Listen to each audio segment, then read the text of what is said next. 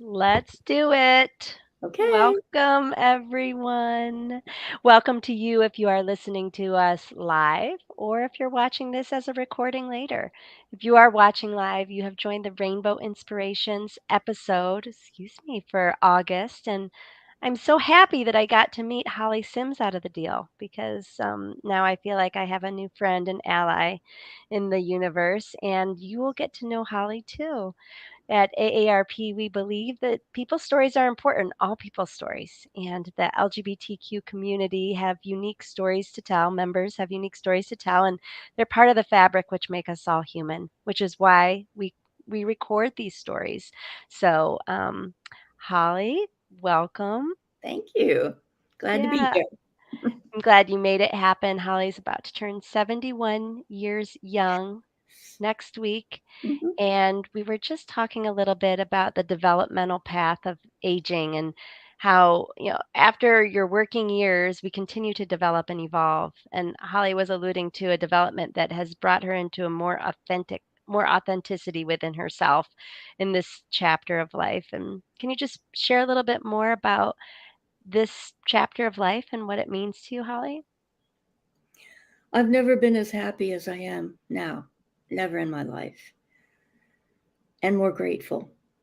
Um, I never thought my life could be this good. It's such a blessing. I live where I love to live. I get the right amount of downtime. I get the right amount of social time. I get to do all kinds of interesting things and take interesting classes and get to know a lot of very interesting people with interesting backgrounds. It's just a very, very good place to be in my life.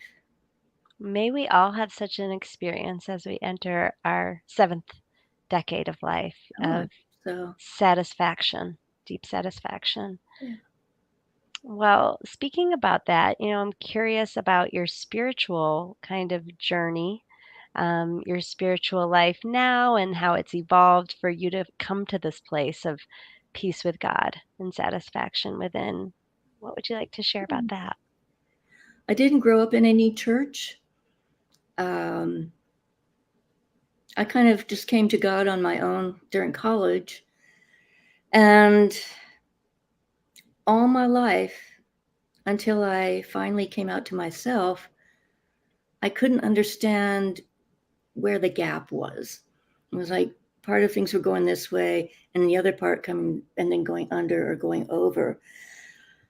There was just something missing in communication, and there was something with myself, with other people, and with God.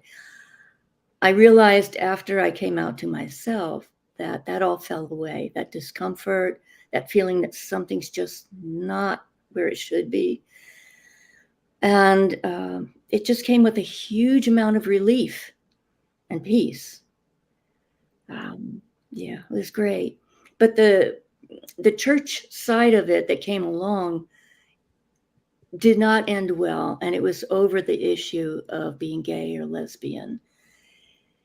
I've never healed back to going back to church unless I'm singing for a memorial or a funeral with my woman song friends. That's been it. So, and that's been years. So it's clear that something like that can have such an impact on a person. Do you miss the community, the sense of that is in an organized faith-based, community? Do you miss that, or are you feeling like your spiritual needs are met without that formal religious group?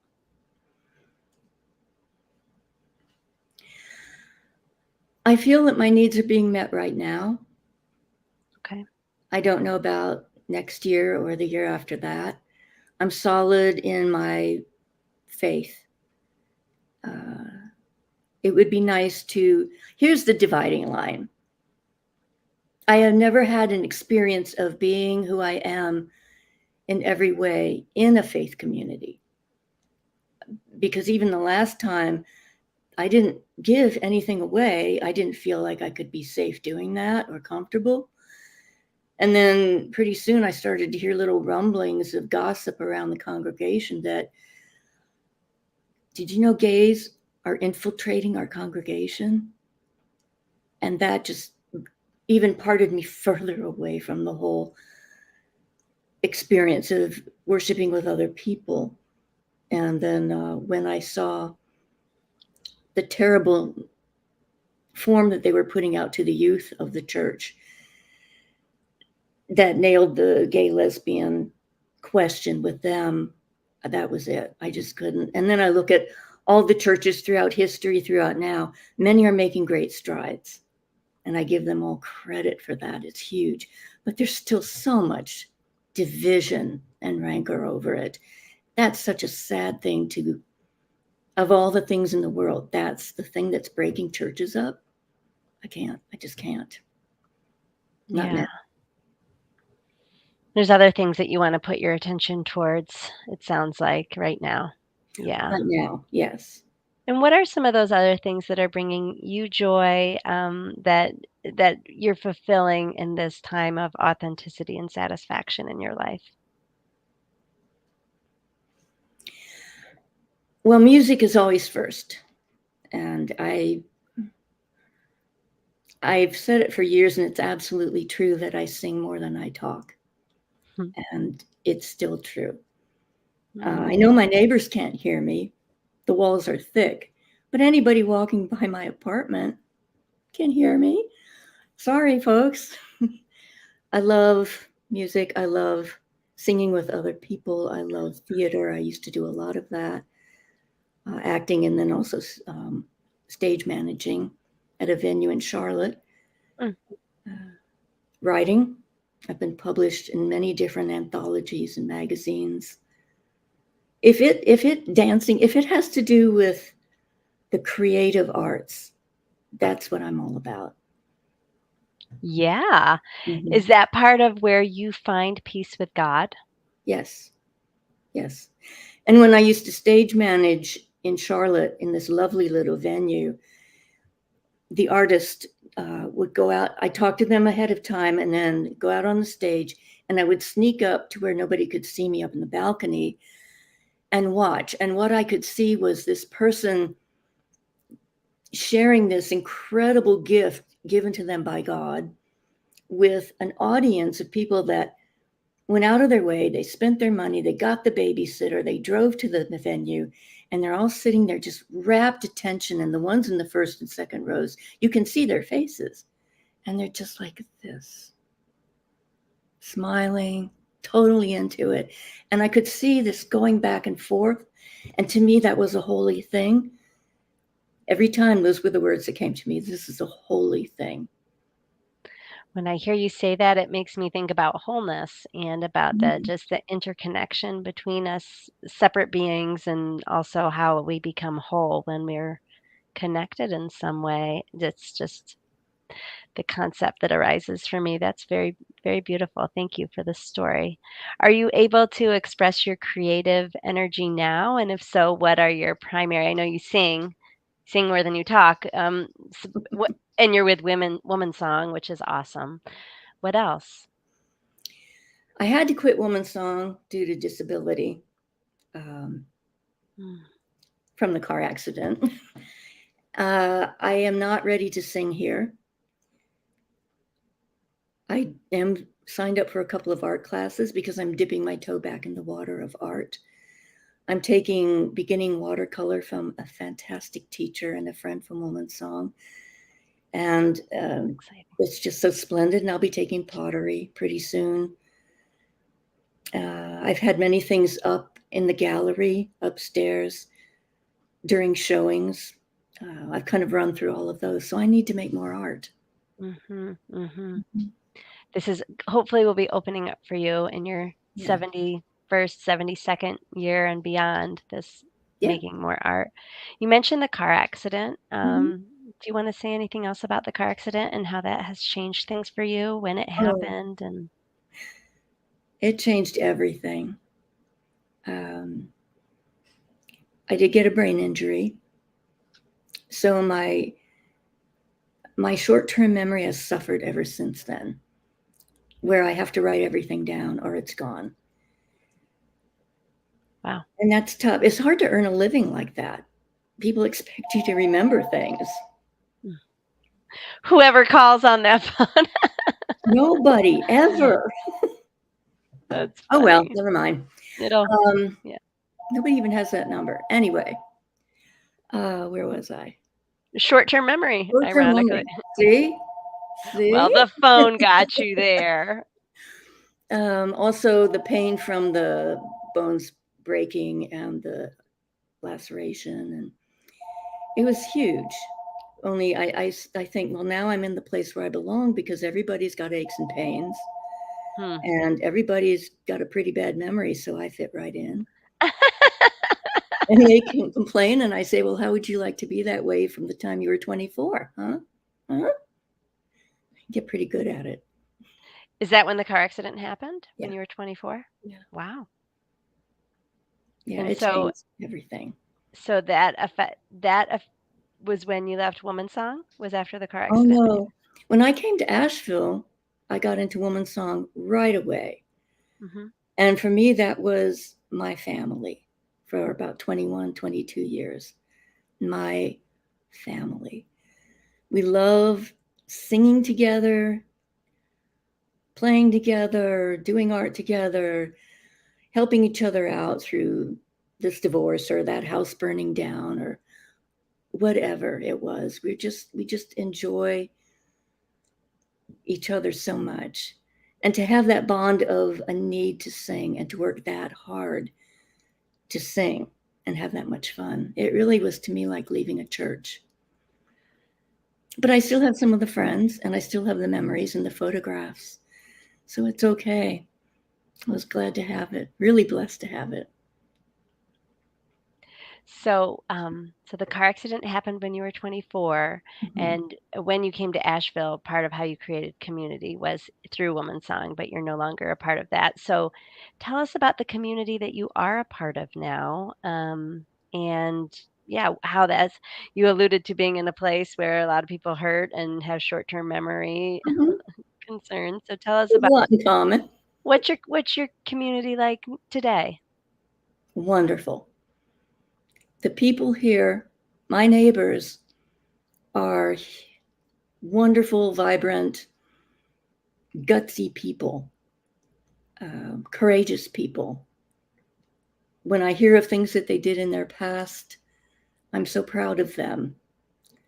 And I'm just very heartened by what especially the women did during our transitional time through the 70s and beyond.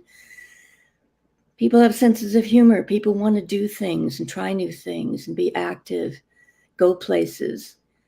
Um, and the really good thing for me is I've never been out there all the time. I don't have the energy. But I can be in my apartment as much as I need or want to be. I open the door and there's this whole world of friendly, smiling people who are happy that you're there and you want to do things together. This is community for me, unlike anything I've ever known, other than Woman Song. So this is a continuing care retirement community, correct? That you're in Asheville? You know, I don't even know what the tagline would be. Yeah, it's like one of those where they have independent living, but if you need it, you can go to assisted or skilled. Exactly. Yeah. Yeah, exactly. So, how I know that there are concerns out there about moving into kind of a community like that, and about people being afraid they have to go back into the closet and Oh, hide yes. their status. Yeah. And tell us about your experience with being out at the continuing care retirement community. I thought that when I came here, I would have to just have that be a silent part of me. Wow. It never even occurred to me to ask the person that I was talking with about coming in. I just thought there's no way. There is no way this demographic, this community would be okay with that. So I was absolutely delighted to find out that we had an LGBTQ secure group and that it's not just us, it's some resident meetings where we all sit around tables with other people that just happen to be there and discuss things that address the topic. Wow. It's amazing. And, we have the ribbon or the bar with all the colors, the gay pride on our name tags. And I see those all over the place, both with staff and with residents. So I Wow. feel that this is an incredibly special, special place. So part of what makes it feel inclusive is the visibility of members of the LGBTQ community with just a visual rainbow, huh? Yes, and it's not a big deal. That's the Hmm. best thing. It's not a big deal. It just is. I was speaking with somebody last week who had applied here with her partner many years ago.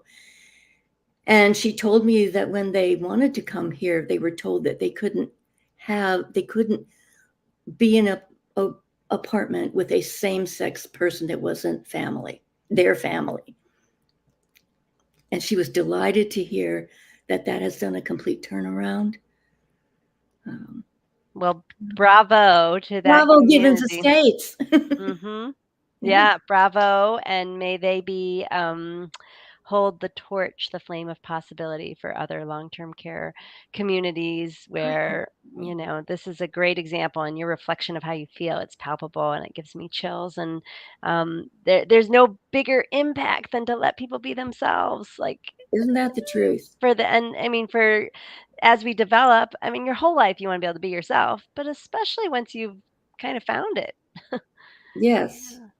absolutely. When I came out to my dad and stepmother, it was important for me to do that. I didn't have to. I didn't live in the same city. We weren't, breathing down each other's necks. But I did it by equating it to the fact that I'm left-handed. I was born left-handed.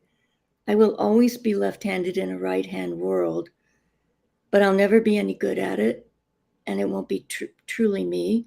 It will be uncomfortable, if not impossible. So, okay, I'm left-handed in a right-handed world. I'm a lesbian in a predominantly straight world. That's kind of the way I explained it to, especially my father, who told me he had never met a gay person in his life. I thought that was humorous. I do too. Wow. So how old were you when you came out to your father and stepmother? Oh my. Oh gosh, I was such a late bloomer. I hate to say it. I was in my early 40s. Isn't that awful? Gosh, it took me that long. Everybody has such a unique experience, your story is Mhm. yours and that's perfect. In your 40s, you were at the place. And when did you come out to yourself? You mentioned being a late Same bloomer. time. Oh, Yes. really? So those were close in. I know that it took me a long time because of the generation I'm in. Mhm. When I was in school and in high school and college, where I lived, nobody talked about it. Nobody said lesbian or gay. Nobody, they didn't mention it in sex ed. They sure didn't do that. So it just wasn't part of my life. Didn't, it didn't register. And that's why it was such a progression for me to go step by step by step by step until it dawned on me in a strong way that, oh, okay, this is good. Wow. This is very good. So in your 40s, you had this kind of renaissance of awakening Yeah. to a whole new possibility for yourself in your life. Wow. And I was What so happy, so happy. I can imagine you dancing and singing a little bit then when you got free. Well, I couldn't be out and be at work without possibly getting fired. So I had to be very careful. You were still walking a line. Oh, yes, absolutely. I'm curious, and I just want to pause and say if you're watching us live, you can, and you have a question for Holly, you can post your questions and comments in the comment section. We can see them and respond to them in real time. So that's kind of fun. So just wanted to mention that before too much time went on. Okay. Um, I haven't heard much about your professional life, and I'm eager to know more about what your career and professional experience was like. Okay. My main career was as a color separation artist for the graphics industry, Wow. and this was way before there was desktop publishing. That was not even a dream. So I worked in a very male-dominated field, and I made sure that I went to learn how to do that because I would be taking care of myself the rest of my life financially, and I wanted to go into something that wasn't your typical low-paid female job market. So I shot high and broke into the field when there weren't that many women doing that. It was really hard, but what I did to kind of off to balance that out was I became a stage manager at this beautiful little venue in Charlotte that used to be a church, and very, very, very known people who could play an arena or a huge theater would still stop on their tour and come to this 150 seat, intimate little theater because they were there on their way up, they're going on their way down, or they remember what it was like. So it was a great experience, and it gave me the creative footing and inspiration that I really needed to do that very technical job. So, how long were you a color separation what was Artist. artist? Yeah, like, was that your entire the thread of your entire career? It wasn't. Um, I also worked with independent living, which is part of vocational rehabilitation. And that was good because one of the things I got to do was go out and interview people who had disabilities to see if we could keep them in their homes by making adjustments, such as getting them a ramp or widening doors, making all kinds of little tweaks here and there so that they didn't have to go where they didn't want to go, which was away from home. With my background from the accident and being so disabled for so long, it was good to sit and talk with them eye to eye. And I know that without saying so, they could tell there was a meeting going on there that meant a lot. And you mentioned that you weren't able to be out at work. And is that in both of those environments, both in the vocational rehab and as a color separation artist? You could I've not be out. never been in a job. Have I ever been in a job? Wow. No. Well, only when I was a stage manager. Okay. That was it. Because I was just hanging around professional dancers and professional actors and professional everything then. And we're creative.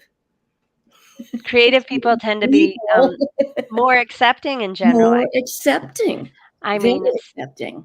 a different sort of conventional reality, I guess, in the creative world. Right. So this begs a question. You've mentioned a couple times, like someone of your age might have specific notions about sexual orientation and being out with it. I'm Mhm. curious about so through your 71 years, around 40, you came out to yourself and others. How would you reflect upon, or what would you say about your reflections of societal trends around accepting and inclusion of LGBTQ people? I'm so happy for the younger people because they've had so much of an easier time coming along by and large because of the climate being more open and accepting. I see them out there and I feel so happy for them that they can be out. I'm happy for the older people that I have known here who, like I was, very closeted, had to be, could be a matter of your job. Sometimes the matter of your safety or your legal status or your marital status. Wow. Good on us. We made it through that interim period of when people were getting imprisoned to going through the whole pattern to where we are now. Wow.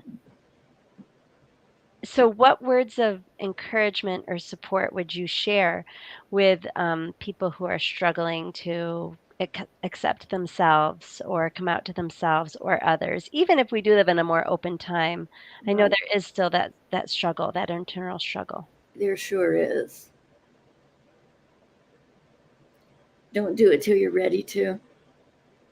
Just Mm. don't do it till you're ready to. On your own time, in your own time, and then do it. And do it all the way. Do it all the way. Be out. I love it. And so this is a good moment to say we have about 4 or 5 minutes left that if you are enjoying this, please share it. Just press share because these words of support and encouragement should be shared, don't you think? I mean, this is what we're all about is reminding others about how they can be supported in their own path by sharing your story. Let me see. There is a few other questions we have here. Um, well, actually, we hit most of our highlights your professional life, what brings you joy now, um, aging in an inclusive community, spirituality, making peace with God, societal changes, coming out. Is there anything else that you want to share? Well, I wanted to know how AARP North Carolina got this initiative and got the go ahead, and you're doing it when we are in such a conservative state. So you're flipping the interview to me, huh? Uh-huh. Yeah. So ARP has a saying that what we do for all. And our mission is to empower people to choose how we live as we age. So within that mission and within our drive to support all of us as we age, showing up in all communities is important. Being there in all communities is important. So, because of that mission and our dedication as a national organization to all Mhm. people, we get to put that into place in whatever way we want in our communities. And so I have the opportunity to work with older adults in the 22 westernmost counties of North Carolina. And this is what our team wanted to do. And in partnership with Generation Plus of Blue Ridge Pride, we can have a greater impact by working together with other organizations. So Is is any we other state doing this, or is it just th- us? they all do different types of meaningful work with the LGBTQ community as a part of the fabric of the whole. But we're the only one that does these really wonderful interviews I and hope has it them on catches on. YouTube and Facebook. It's such a joy. So thank you for that. And it I'm grateful that I work for an organization that empowers their staff and volunteers to do what we feel will have an impact in our community, what we feel is relevant. So That thanks must for be the so question. satisfying. That's great. Yes, I am very satisfied in my vocation and grateful that I'm in a time in society's history where we can have these conversations and be open. Exactly. And I'm so pleased to have been part of this. Very, very honored. Oh, thanks, Holly. We do have one comment here, a nice reflection from Vance. Oh, Yeah. thank you, Vance. I appreciate that. And we hope that people will continue to hang out with us on the Rainbow Inspirations, but also the Generation Plus community. It's a community designed to support LGBTQ older adults and all of us as we age, intergenerationally and individually. And so, many people think of Blue Ridge Pride as a festival, which it is, but we Mhm. also have weekly, monthly events, get togethers. So please check it out. And there's some information. And um, well, we will say goodbye to everyone for now. We hope you stay in touch. And thank you so much, Holly. It's been a joy to meet you. It's been a joy to talk with you, and goodbye, everybody. Be yourselves.